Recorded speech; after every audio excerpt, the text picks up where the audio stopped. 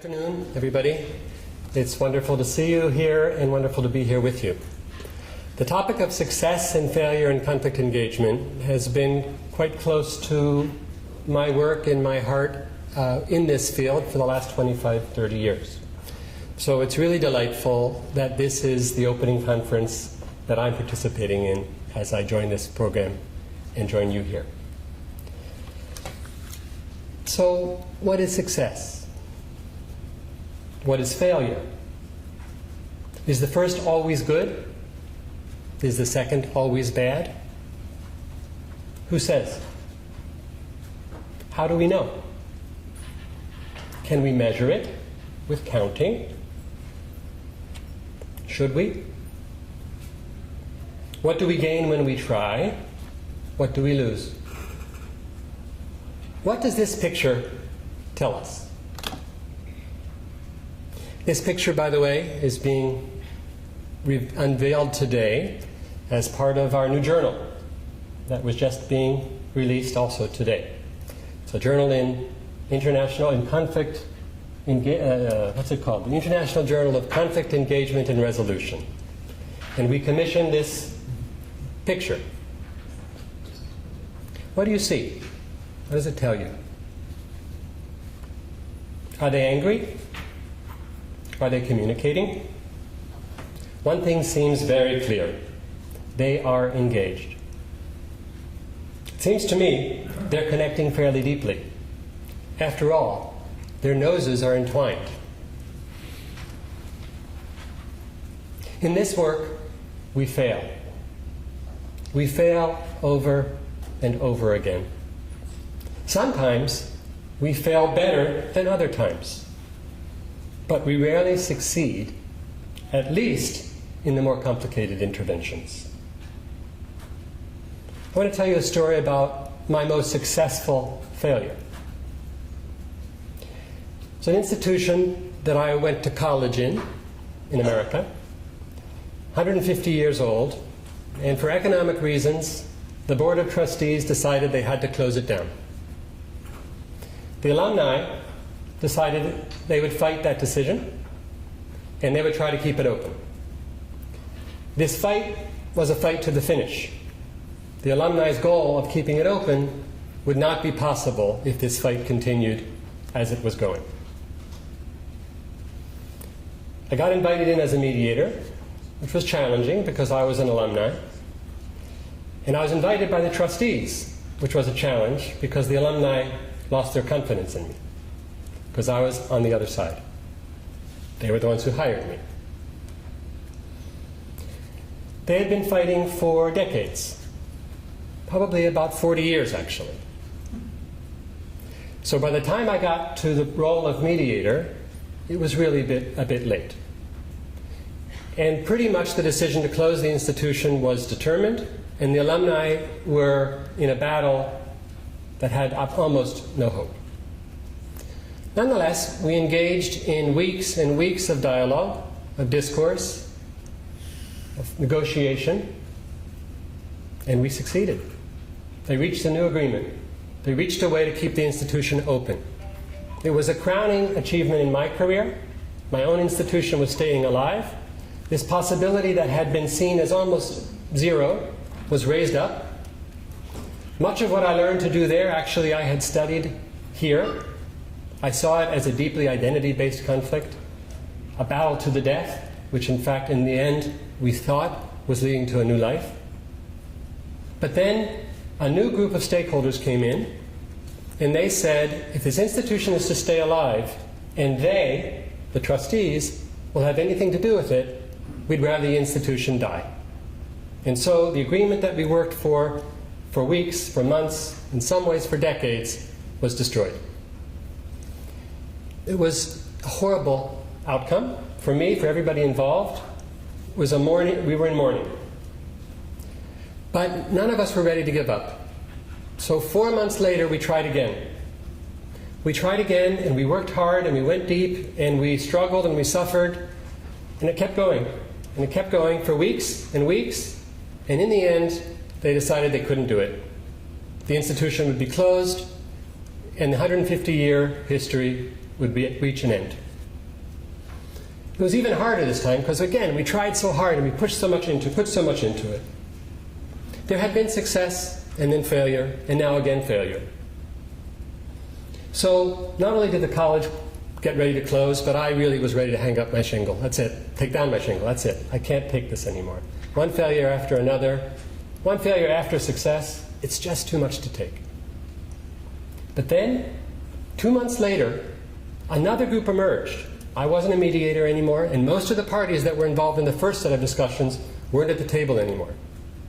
Some of them were. Some of the key actors who had been at the table were at the table again. And this time they did it without a mediator. And they found a way forward, which was a very creative way. It's partly connected to some of the things that we discovered, many things that were different from what we discovered. But they reached an agreement. And the institution was rebuilt, reborn, and it's actually now in a very interesting redevelopment. One of the participants in this process, at first all three of them actually, wrote me a beautiful note that encouraged me to keep going. What he said is, in talking about this successful failure of mine, you brought the parties close to agreement, and that set in motion the two causes of the eventual success. The parties saw it was possible to agree. They made an agreement, even if it didn't work. They made one. And the parties began to see each other in sufficiently human terms to begin to overcome complete otherness. I caught unforgettable glimpses of both those things happening. I hope some of the parties said, or will say someday, thanks to you, Jay. Well, guess what? They didn't. They won't. And in fact, I think they resent and blame me. Such is the life of a mediator.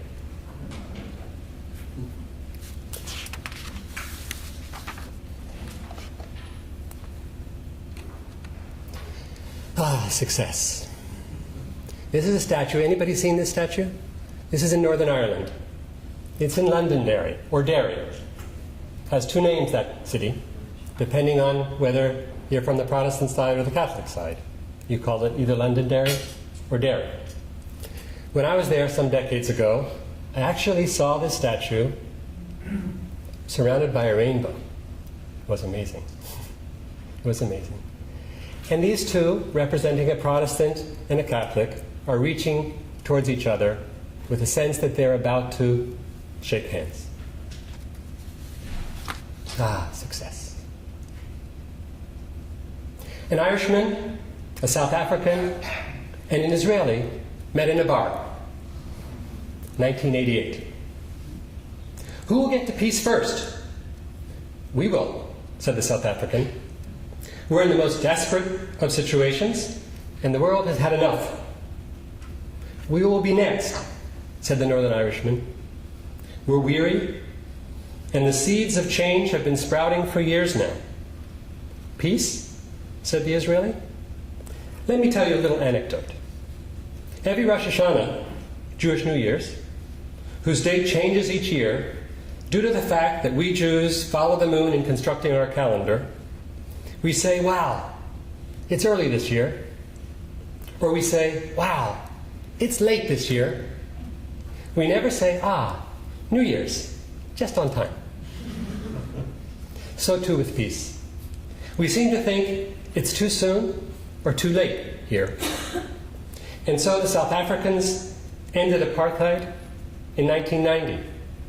The Good Friday agreements were signed in 1998. And we, here, 2013, we're still busy trying to figure out what is the meaning of success and failure. The good news is the time is right now.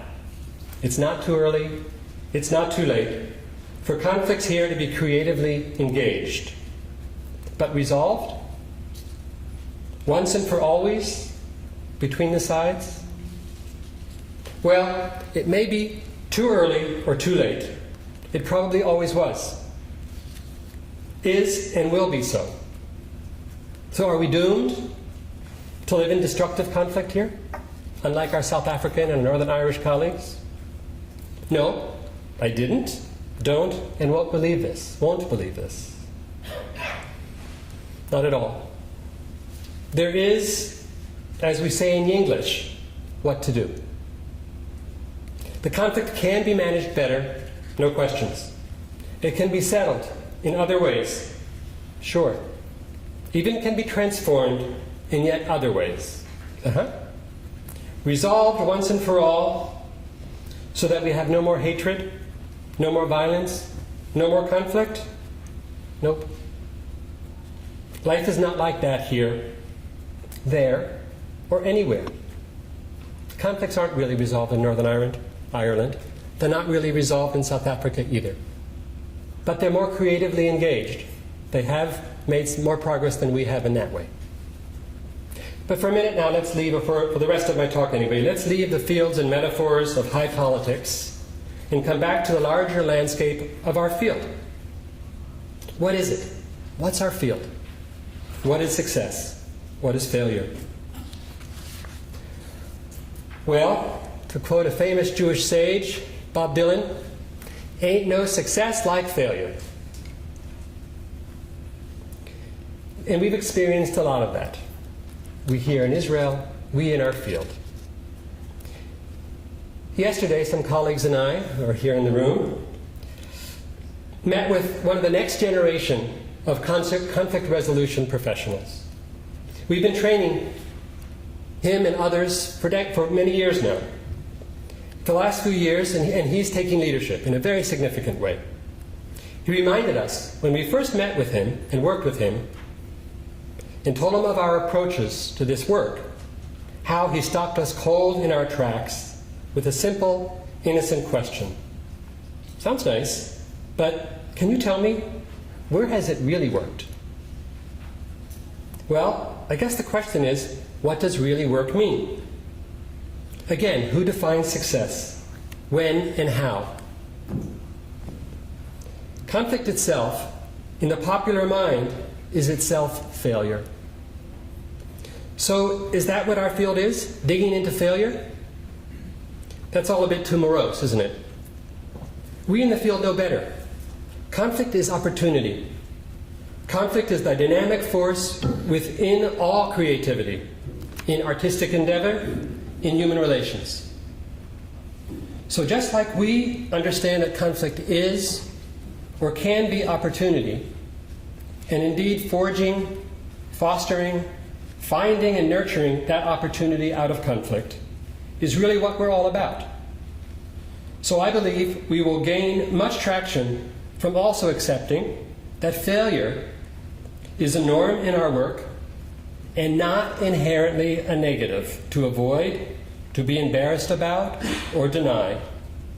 Rather, success and failure are like two connected sides of the same coin. And learning how to name, frame, and engage either success or failure is necessary for our work and field to flourish. Of course, the common notion of success of failure is learning, right? Good thing about failure is we'll learn from it. Obviously, that's true. It's not enough.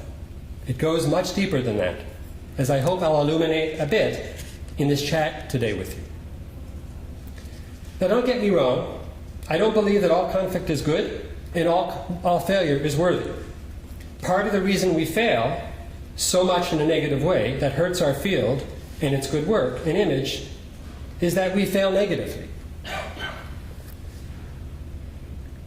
And our aspirations, one of the reasons that we fail negatively is that our aspirations are often unrealistic and our terminology is often very imprecise.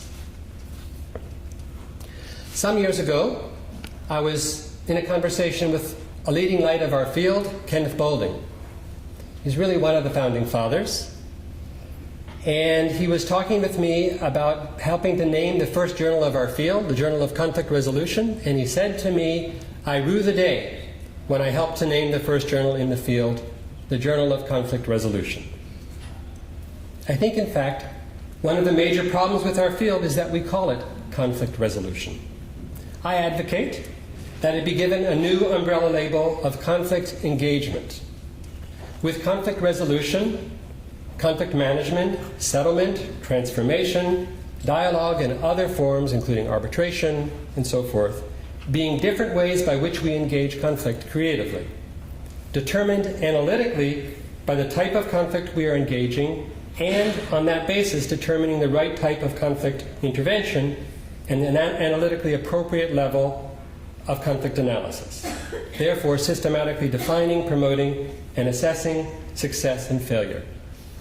Not saying that conflict resolution is not part of what we do, it's just not the right umbrella term anymore for our field. Much of my work, and in particular, one variant of it that I will share with you, has been stimulated out of failure and out of an effort to address the imprecision of our field with a more systematic, disciplined, and context-specific way to define success and creatively embrace conflicts and failures.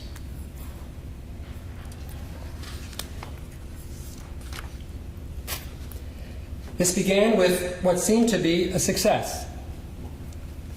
I was invited to witness the handshake between Rabin and Arafat in the White House. It was an amazing day when I and so many others thought the horizons of the peaceful future were being established. I was invited there along with about 20 colleagues who, along with many hundreds of others, had been working in the fields of dialogue between Israelis and Palestinians for many decades. And we were invited there with the idea that we had helped in some large or small way, on my case quite small, in legitimizing dialogue as a way to peace, as a path to peace, and helping to support a foundation that led to Oslo and therefore the handshake and so forth. At the time, the handshake still was a heady ideal. It wasn't yet the arm wrestle. And right after that event, I wrote an article for the Philadelphia Inquirer. I was at the time a professor of peace and conflict studies at Haverford College. And in that article, I talked about the fact that dialogue, I thought, dialogue had indeed prepared the path. Dialogue had been legitimized, even though at times it was illegal between Israelis and Palestinians at that point, but that it had indeed legitimized and created the sense of possibility of a new agenda, a new way forward. Well, I got a phone call the next day from the head of the conflict resolution program of a major American foundation. And he said to me, "So Jay, you just made the claim that conflict resolution succeeded." I didn't make that claim. I made the claim that dialogue helped to create conditions. But he was an officer of a major foundation, so I didn't quibble. He said to me, "We just spent some $20 million on conflict resolution for the former Soviet Union, in the former Soviet Union. And after spending this money, my board is asking me what we've accomplished." And when a board asks a foundation officer what they're accomplishing, he breaks out in cold sweat. So he said, "Can you convince them that we've succeeded? Just like you've made the claim that your work helped to create some conditions for success, the work of dialogue." I said, "Please, I'm happy to help. Send me, if you would, 15, 20 of your project proposals that you received, that you funded. And along with my colleague Mark Ross, we'll study them. And we'll get back to you in a few weeks and let you know if we think we can help make the argument to your board." Well, we got back to him and we said, "We have good news and we have bad news. Which do you want to hear first?" He said, "Well, let's get rid of the bad news first." We said, "The bad news is there's no real theory of success in any of these project proposals. The project proposals are within your program of conflict resolution. Therefore, your board, who are not experts in our field, are expecting that these projects are going to resolve conflict. Well, if you look at the former Soviet Union now, 5 years after your projects, there's a lot more conflict, and a lot more violence, and a lot more unrest than there was then. So we understand why your board," again, non-professionals in our field, listening to your name of conflict resolution, would suggest that you failed." Whew, he says, "That's pretty hard news. What's the good news?" "The good news is if you'll give us a grant, we'll go study what folks in our field have tried to make out of our work. How have they theorized about success and failure in ways that next time your board will be better educated and therefore better able to assess whether there's been success and failure."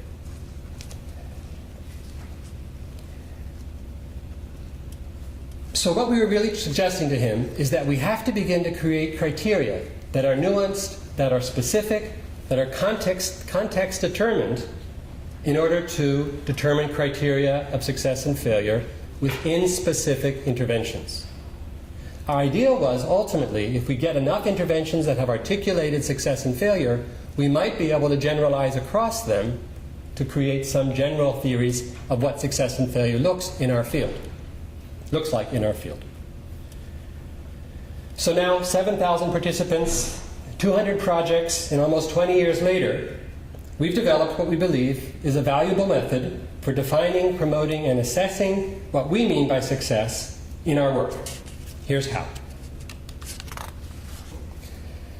We think we need to be building new definitions of success that are compatible with this notion of conflict engagement. Again, conflict engagement, which says we need to look at the specific context in which conflict is happening, the stage at which that conflict has arrived, and then apply the appropriate tools, techniques, methods, practices to those problems.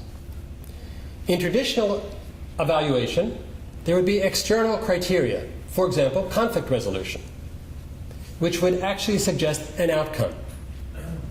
Right? We want to resolve this conflict. We want to transform this conflict. We want to manage this conflict. We want to settle this conflict. Right? That would come first. And then we'd look for objective measures of how those outcomes have been accomplished or not.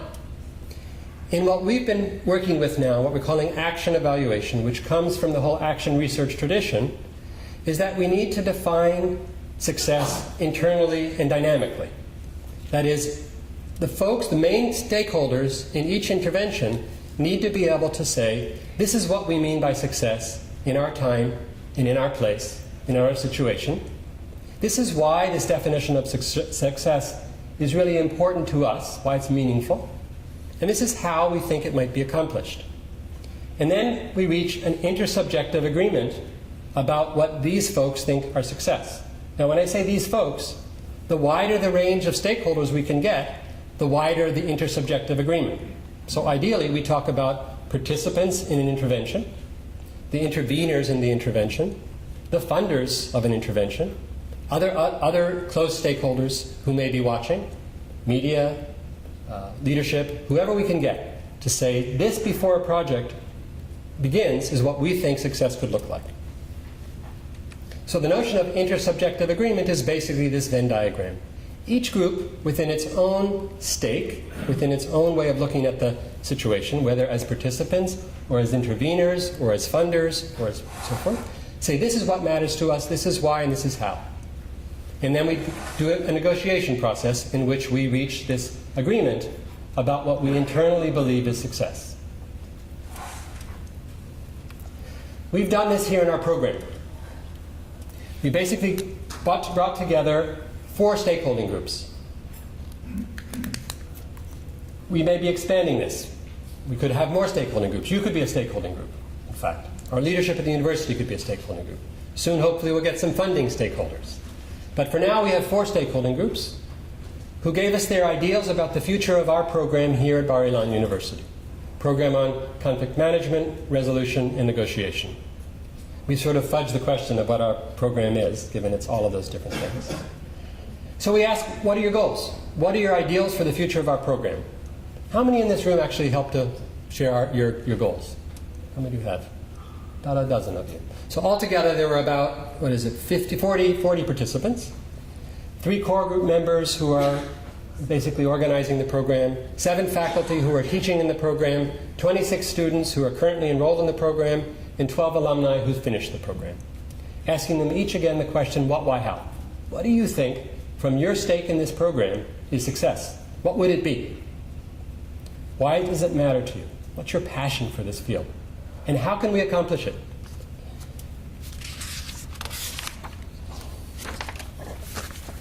I'm not sure if you can read it, so I'll read a little bit to you. So as an example, the core group said, attract more excellent faculty and fully committed students who can help to build an active intellectual community. One of the faculty goals was interaction between researchers, students, and the different disciplines. One of the student goals, where each of them individually share their goals and then they come together for a negotiation and reach consensus, was obtain advanced degree while studying with interesting peers and scholars. And one of the goals of the alumni was create an active community of program alumni. Then we had representatives of these 4 groups come together and negotiate within themselves as representatives of the 4 groups, and they reached these 4 goals for the future of our program. So we've now reached the beginning of an intersubjective agreement about where this program should be going and what criteria we'd be using for, at least at a very broad level, defining success. That's the what. Probably even more important than the what is the why. What's the passion that people bring as they envision this future program?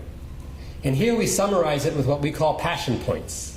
And here's some of the examples of what people said are what drives them in articulating the goals they have for success, the success of our program. Influence, productivity, spark, integration, build, contribution, humanism, empowerment, containing, interaction, and so forth. So these are really the root, underlying root of this tree. And then we have the 4 goals. And then the goals, for each time that someone tells us a goal, they also share a number of not only what's, but hows. How can we do it? How can we implement our goals? And here's some examples. If we have 40 people participating in the survey, it means we probably have about 120 action steps, action strategies. So here's some examples of how our participants thought we could begin to implement these goals. So now we have a design. Now in this design, we basically now finished our baseline. One of the things about a robust evaluation process is really 3 stages. Unfortunately, most of us think about evaluation as only the last stage, when we look back and we say, how did we do? Or we might think about it as the first and the last stage. What is our goal? How did we do accomplishing it? But I think what's more important even than the first stage and the last stage is the dynamic effort to fulfill the goals and to fail. And to fail. Why is it important to fail? Well, first of all, we're going to. But why is it important to be self-conscious and aware and even in pursuit of the failure? Is because that's the way we can recalibrate what are fairly abstract, idealistic notions to what the reality on the ground and the challenges, the resistances, and the drives help us to work with. So we seek failure, basically. As we try to implement our how goals, we look for ways that our reality on the ground is not matching our ideals before we got to the ground. So if the first stage is called the baseline, the second stage is called the formative phase. In some ways, it's like a jazz band. As we're trying to implement our goals, at this point, ideally, members of all the different stakeholding groups, the students, the alumni, the faculty, the core group, all of them together are in joint effort to reach goals. And as they reflect on their efforts to reach goals, they make mistakes. They have failures. They have blockages. They have disappointments. And as our colleague Stephen Harris says, wonderful jazz musician, that on the bandstand, the only mistake in jazz is when I'm not able to perceive what someone else did, and therefore it was an opportunity that was missed. So you did something that was really different than what I expected. I'm mad at you. I have a conflict with you. Instead of, you did something very different than what I expected. Why'd you do that? Our group is doing something very different than we said we were going to do. Why are we doing that? What's different? What's different between the abstract ideals and the concrete reality? And that work to try to formatively evolve our general goals is really the work of moving from abstract to concrete. It makes the abstract, idealistic goals concrete in the experience of pursuing them. And we're not afraid of failure, because that's what's going to open up the possibility of adaptation, adjustment, and basically that dynamic learning process. Okay, so now I want you to do this with me. Mickey said you guys are helping us basically create this conference on success and failure. You are that success and failure with us. We are together. So now I want to do a very brief action evaluation experiment experience with you. I want to divide you in half, and I want you to have a dialogue with your neighbor. If there's 3 of you sitting next to it, you can do it with 3, but otherwise in pairs. And this half from the clock, this half is going to be success, And this half is going to be failure. Okay? That's okay. It's a good thing. It's not only great, but it's nice. Okay, so for those of you on the success side, turn to your partners or partner and share one of your definitions of success. That is, what would it look like to you to feel like this conference, and ideally, hopefully, most of you are coming back tomorrow, but if this is your only day of the conference, what is this day like? What's a successful day for you? Why is this successful? What's the criteria that makes this important for you? Why do you care? And summarize that why into one word. Into one word. Okay, so you'll tell them this is what success would look like for me. This is why I care about the success. And here's one word that summarizes that notion of success. Okay? Failure. Share one definition of failure for you at this conference. What would it mean if this conference felt like it that it failed? Not only that it didn't succeed. Failure is not only the opposite of success. Why would it be a failure for you? And then summarize that notion of failure in one word. Okay? Any questions? Clear enough? So you'll have about 10 minutes for this dialogue, 5 minutes for each partner. I don't know that, but so it felt easy to you. Yeah. What other experiences did any of you have talking about success? Anything? Fine. Fun. It felt fun. What was fun about it? It's what? It was a nice conversation. A nice conversation. Okay, it's fun. For us, it was really frustrating or even confusing because it's very subjective. It was frustrating or confusing because it felt very subjective. Okay. Anything else? Right, fun, engaging, frustrating, subjective. Okay. Okay, failure side. How was it? We had fun too. You did? Good. What was fun about it? Really cool. What was good about it? Really nice lady. Yeah. One thing. Uh-huh. But what I really think, what I felt, what we were trying to come up with, we didn't really think that we were going to meet the failures we were thinking about, so it was not that hard to think about.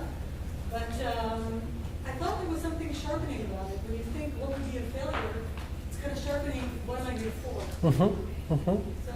So it can give you some agency to pursue your agenda. Success dictates. We were thinking of well, the failure would be this that. I said no, but that's not going to happen because. Uh-huh. So you already had an answer for your failure. Right, right. Other experiences with talking about failure? Yes. It's very difficult to find failure detached from success. We couldn't find a word that encompasses it. We could only say what it wasn't. I see. So we only know failure is the opposite of success. Yeah. That's an interesting question. I think failure might have its own identity as well. For a term because we felt very strongly about what success was. Yeah. And then we couldn't find the opposite or another term. Right, right. I mean, part of what I'm hoping to do here in this talk is to make failure more interesting. That it's not only the opposite and the negative opposite of success. And when our field fails, when our work fails, it's not only a bad thing. It's also conditional to what it means in the human condition, human experience, to deal with conflict that ultimately continues. And our job is to set the stage, to plant the seeds, to hold the disappointment, and all of those sorts of things. So that failure itself, I believe, is something we have to engage, just like conflict, as the possibility of the opportunity, of the transformation, of the discovery. So let's hear some words now. What words? I need my pen. Where did I put it? What words did you use for success? What word did you use? What summary? Change. Okay. What word did you use for failure? Someone? Stuck. Stuck. What word did someone else use? Yes? Knowledge. Knowledge. What word did you use for failure, Nikki and Peter? Refuge. I use the word writing. Writing. That's failure? No, that's non-writing. Non-writing, okay. Non-writing. Okay. Another word for success? Enrichment. Okay, another word for failure? Starving and disappointment. Starving, waste, and I heard disappointment, right? Okay, disappointment. I have too many words, so I'm going to stop with that one. I need two more. Another one on knowledge. We have that one. New knowledge. Okay, so new. And development. Okay, so let me see what I can do with this. So success means a conference in which we have a sense of new knowledge which enriches us with the sense of developmental change. And failure means that we feel stuck and starving in a wasteful environment where we don't write, and we're very disappointed about that. All right, so back to Bob. In short, not only there ain't no success like failure, and we can learn from failure, we can grow from failure, we can engage failure like we engage conflict, and be better for it. But also, failure ain't no success at all. That is, we can't just accept that as a field, we often don't succeed. Certainly given others' expectations of us that we may collude with if we give up, if we're too disappointed, if we ourselves think that success is only the end of the agreement, which is a good one. Rather, we have to make success even out of our failures. I'm disappointed that after my failure, I wanted to give up. Now, with another couple years of hindsight, I wish I'd known then that all my role was to do what I did the best I could, and then believe that something else might follow. Maybe 2 months later, maybe 2 years later, maybe 10 years later, but I did my piece, and that was enough. That is partly a definitional problem, but also one of attitude. I think part of what we do when we call this a field of conflict engagement is we hold conflict, and we make people feel safe to deal with conflict and to fail when they're dealing with conflict, and to come back at it again and deal with it again in a different way. And perhaps most of all, what we need is fortitude. We must keep on keeping on. Indeed, sometimes 90% of success is just showing up and having the fortitude to deal with failure and view it too as an ally. Keep believing that cooperation is preferable and peace of some form or another, through one means or another, is possible. Thank you for your attention and engagement.